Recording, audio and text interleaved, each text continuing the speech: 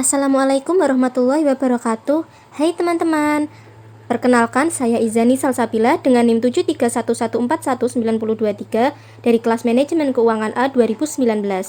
Kali ini saya akan menjelaskan mengenai analisis fundamental dan analisis teknikal dalam saham di perusahaan Kalbe Farma Tbk atau KLBF dan Panin Finansial Tbk atau PNLF.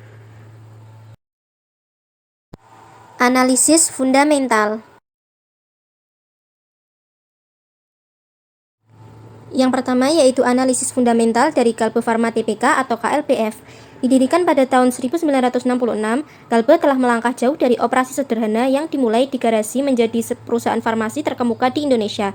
Tumbuh baik secara organik maupun melalui merger dan akuisisi, Kalbe memperluas kepentingan bisnisnya dan bertransformasi menjadi penyedia solusi perawatan kesehatan terintegrasi melalui 4 divisi bisnisnya, yaitu divisi obat resep berkontribusi 23%, divisi kesehatan konsumen berkontribusi 17%, divisi nutrisi berkontribusi 30%, dan divisi distribusi dan logistik berkontribusi 30%.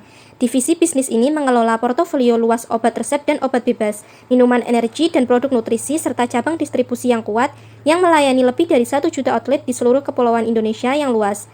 Di pasar internasional, perseroan telah memantapkan jejaknya di negara-negara ASEAN, Nigeria, dan Afrika Selatan, memposisikan Kalbe sebagai perusahaan farmasi nasional yang memiliki daya saing di pasar ekspor. Sejak didirikan, perseroan telah menyadari pentingnya inovasi untuk mengembangkan bisnisnya. Kalbe Farma telah membangun kegiatan penelitian dan pengembangan yang kuat dalam formulasi obat generik terdepan dan pengembangan berkelanjutan dari produk konsumen dan nutrisi yang inovatif. Melalui aliansi strategis dengan mitra internasional, Kalbe juga telah mulai mendukung beberapa penelitian dan pengembangan yang berhasil dalam penelitian obat kanker, sel punca, dan bioteknologi. Dengan lebih dari 17.000 karyawan, saat ini Kalbe Farma adalah penyedia layanan kesehatan terbesar di Indonesia dengan pemasaran, branding, distribusi, kekuatan finansial, dan keahlian penelitian dan pengembangan yang tak tertandingi. Kalbe Farma juga merupakan perusahaan farmasi publik terbesar di Asia Tenggara dengan kapitalisasi pasar 71 triliun dan omset penjualan 21 triliun pada akhir 2018. Saya memilih perusahaan Kalbe Farma karena banyaknya perkembangan dan rencana ke depannya. Hal ini dapat meningkatkan harga saham. PT Kalbe Farma Tbk membukukan kinerja yang memuaskan sepanjang tahun 2021. Untuk memperkuat bisnis, KLBF melalui PT Kalbe Genexin Biologik melakukan kegiatan kolaborasi dan uji klinis dengan pihak ketiga untuk produk penemuan baru dengan beberapa negara termasuk Asia Tenggara, Australia, dan Timur Tengah.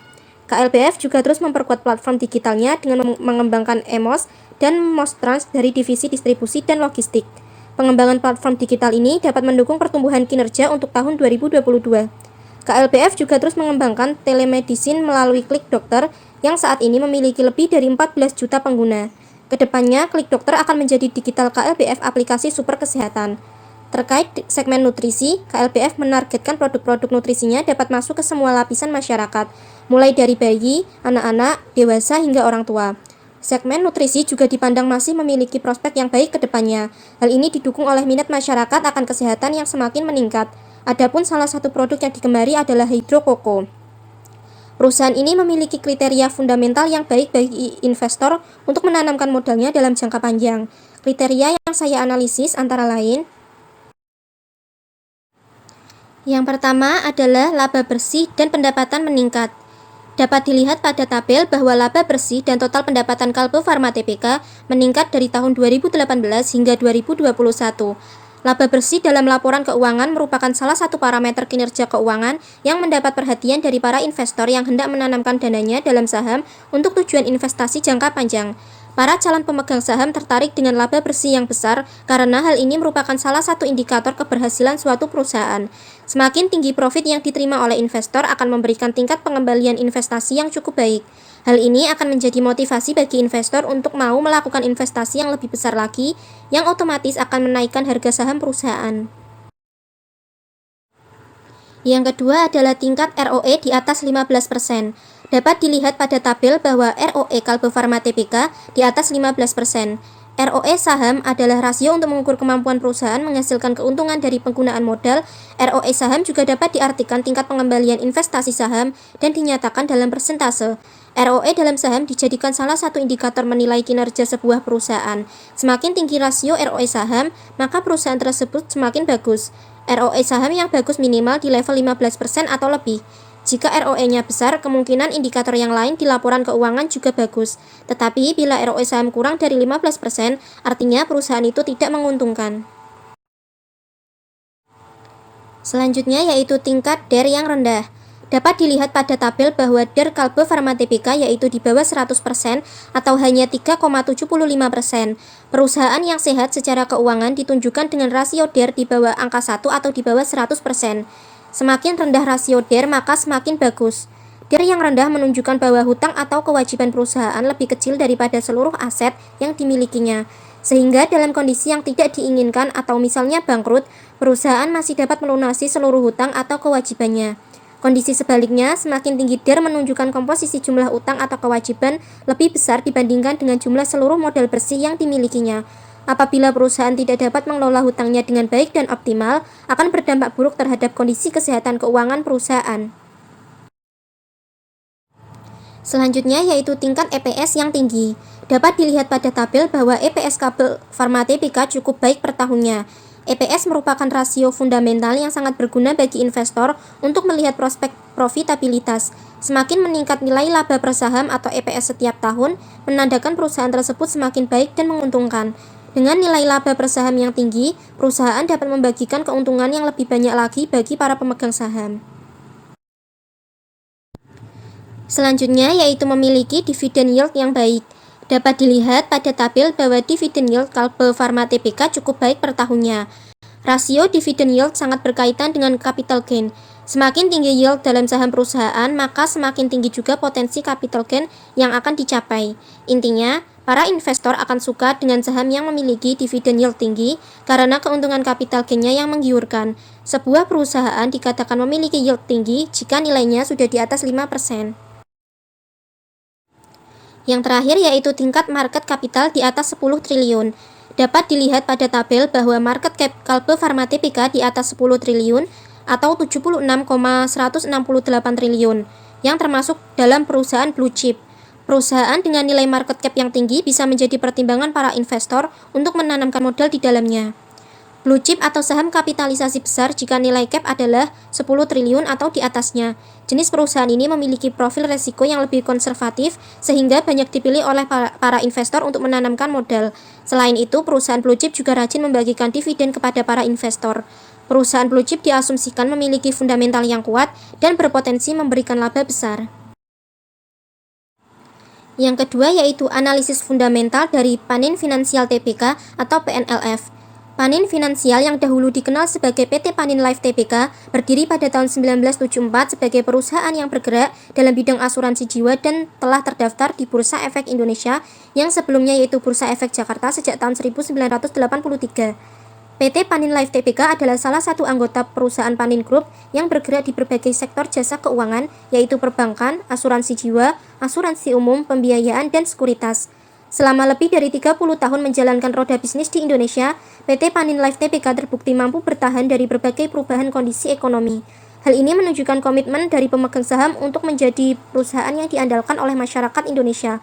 Selama itu pula, PT Panin Life Tbk mampu menjawab tantangan dan perubahan industri perasuransian di Indonesia, diantaranya melayani kebutuhan nasabah akan produk-produk asuransi yang dikaitkan dengan investasi, yaitu unit link dan investment link, dan produk asuransi jiwa yang berbasis prinsip syariah.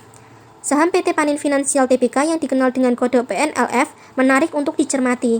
Menimbang saham ini merupakan salah satu saham murah di Bursa Efek Indonesia, sedangkan kinerja bisnis perusahaannya masih cukup solid selama pandemi 2020.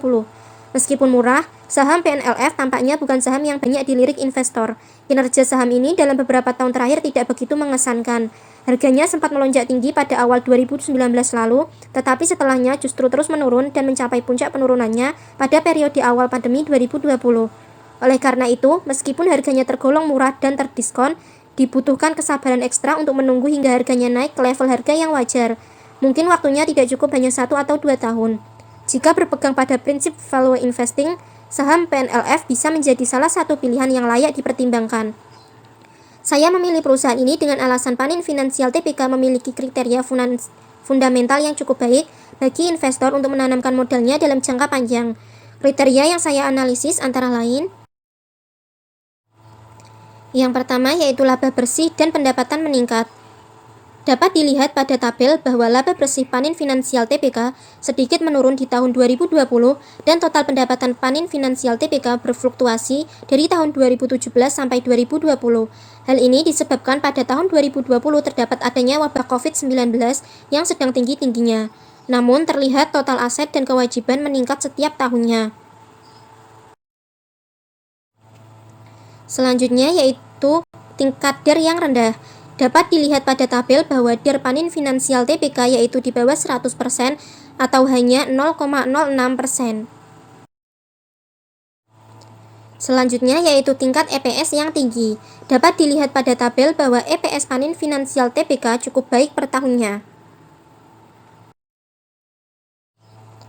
Yang terakhir yaitu tingkat market capital 1 triliun sampai 10 triliun. Dapat dilihat pada tabel bahwa market cap Panin Finansial TPK berada antara 1 triliun sampai 10 triliun atau 6,40 triliun, yang termasuk dalam perusahaan second liner. Perusahaan dengan nilai market cap yang tinggi bisa menjadi pertimbangan para investor untuk menanamkan modal di dalamnya. Second liner atau middle caps adalah perusahaan yang memiliki nilai market cap antara 1 triliun sampai 10 triliun. Meski tak sebesar blue chip, namun perusahaan ini juga memiliki fundamental yang bagus dan layak dimasukkan dalam portofolio investasi. Perusahaan second liner memiliki pergerakan yang lebih agresif. Umumnya, kategori ini banyak diisi oleh perusahaan yang sedang berkembang. Analisis teknikal.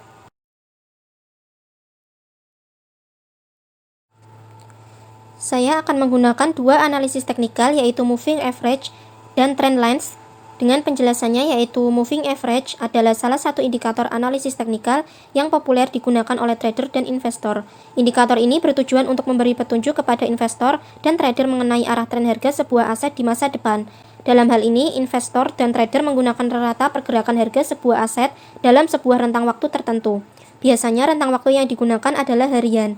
Kemudian, rata pergerakan harian tersebut disandingkan dengan rata pergerakan harga di hari lain, sehingga investor dan trader bisa membaca tren pergerakan harganya.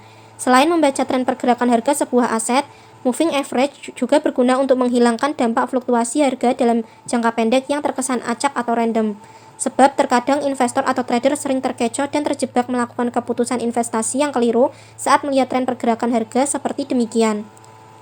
Yang kedua adalah trend lines, adalah garis tren atau garis lurus yang menghubungkan titik-titik lembah atau bottom yang naik secara berurutan pada keadaan uptrend atau titik-titik puncak atau top yang turun secara berurutan pada keadaan downtrend.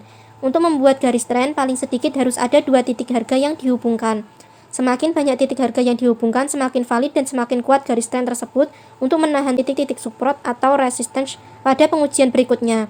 Semakin valid sebuah garis tren, maka akan semakin diperhatikan dan ditaati oleh para pelaku pasar. Tingkat kecuraman garis tren dapat dijadikan acuan untuk mengidentifikasi kondisi pasar yang bullish atau bila curam ke atas dan bearish bila curam ke arah bawah. Yang pertama adalah analisis teknikal dari Kalbe Farman TBK atau KLBF. Pergerakan saham KLBF tersebut saya dapat dari investing.com. Terlihat di tahun 2022 ini saham KLBF mengalami kenaikan. Data ini diambil dari model 1 years atau tahunan. Selanjutnya yaitu moving average dari saham Kalbe Farma TBK. Dalam analisis ini saya menggunakan time frame 1 hari atau daily. Artinya pergantian grafik atau bar tersebut terjadi setiap 1 hari sekali. Terlihat pada gambar di atas, saya menggunakan analisis moving average dengan periode 200. Artinya, rata-rata pergerakan harga saham 200 hari ke belakang yang diperlihatkan sebagai sebuah garis berwarna hijau. Garis hijau ini adalah wujud moving average 200. Investor dan trader saham menggunakan patokan 50 hari dan 20 hari karena kerap memberikan sinyal-sinyal pergerakan harga yang akurat. Hasil analisis moving average menunjukkan bahwa grafik berada di atas garis moving average 200. Artinya, harga saham sekarang lebih tinggi dari rata-rata 200 hari ke belakang. Hal ini menunjukkan pertanda bagus bahwa tren akan terus naik. Selanjutnya yaitu trend lines dari Kalbe Farma TBK. Analisis kedua saya menggunakan analisis trend line. Pertama yang dilakukan adalah memberi garis pada titik-titik atau batas-batas pembalikannya. Titik pembalikan adalah titik yang mengalami pembalikan atau reversal. Reversal menggambarkan kondisi harga saham yang bergerak berlawanan arah dibandingkan sebelumnya. Dikatakan kondisi reversal apabila suatu harga saham berbalik naik setelah mengalami tren penurunan harga atau bearish, atau berbalik turun setelah harga saham mengalami tren naik atau bullish. Cara melakukan analisis trendline adalah dengan memberikan kotak-kotak pada garis yang terlihat runcing di bagian atas. Terlihat pada gambar terdapat 4 titik yang saya beri kotak. Lalu tinggal memberi garis yang melewati titik-titik runcing tersebut. Terlihat bahwa harga saat ini sudah melewati atau berada di atas garis tersebut. Artinya, garis tersebut sudah tidak berlaku. Sehingga saya perlu membuat garis lagi dengan cara yang sama dengan memberikan kotak-kotak pada garis yang terlihat runcing di bagian bawah. Terdapat 4 titik yang saya beri kotak. Terlihat pada gambar bahwa harga saham saat ini berada di atas trendline terbaru atau uptrend, maka diprediksi harga akan terus naik. Selanjutnya yaitu analisis teknikal dari Panin Finansial Tbk atau PNLF. Pergerakan saham KLPF tersebut saya dapat dari investing.com. Terlihat pada April 2022, saham PNLF mengalami kenaikan. Data ini diambil dari model 1 years atau tahunan. Analisis teknikal yang pertama yaitu moving average dari Panin Finansial Tbk. Dalam analisis ini, saya menggunakan time frame 1 hari atau daily. Artinya, pergantian grafik atau bar tersebut terjadi setiap 1 hari sekali. Terlihat pada gambar di atas, saya menggunakan analisis moving average dengan periode 200. Artinya, rata-rata pergerakan harga saham 200 hari ke belakang yang diperhatikan sebagai sebuah garis berwarna hijau. Garis hijau ini adalah wujud moving average 200. Investor dan trader saham menggunakan patokan 50 hari dan 200 hari karena kerap memberikan sinyal-sinyal pergerakan harga saham yang akurat.